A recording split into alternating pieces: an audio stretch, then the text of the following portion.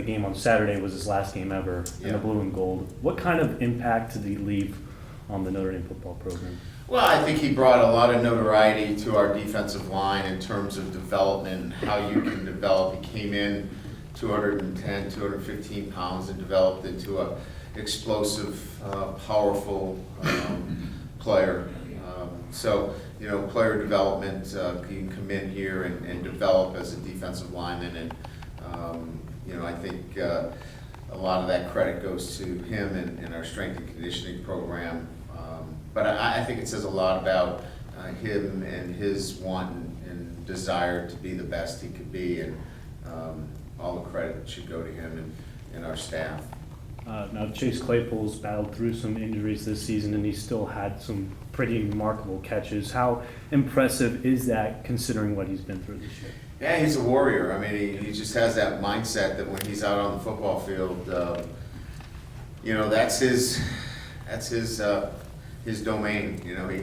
He just loves to play. He's a great competitor, and he's going to do whatever he can to help his football team win, and that's why he's respected by his teammates.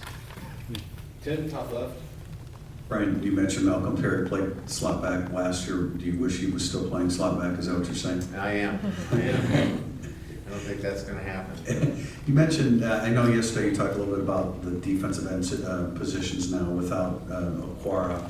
But if you could, again, address that a little bit. You have your two big ends pretty much locked in. So are you looking at a rotation of maybe three? Well, Ade, obviously is a guy that, gives us that versatility at that position. He's long, he's athletic.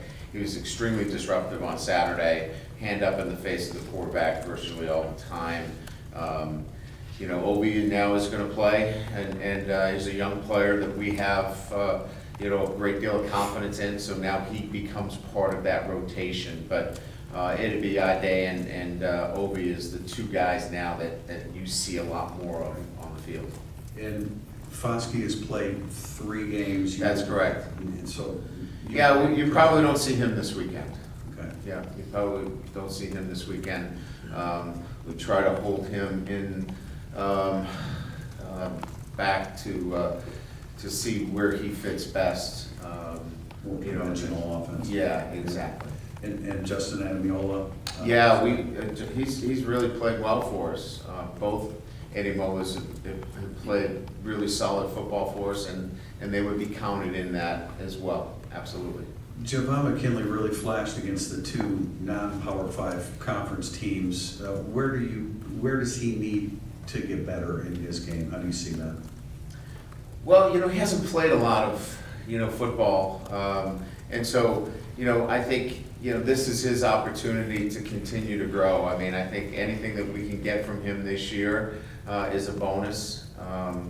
And yeah, certainly we would like him to continue to grow and step up into, a guy that we can get some more plays out of. But, he did some good things for us. He was really physical in the run game. He opened up some big runs for us on Saturday. And I'm not here to, wave the flag for every guy that plays for us, but he did some really good things. Did some dirty work for us that doesn't get a lot of recognition.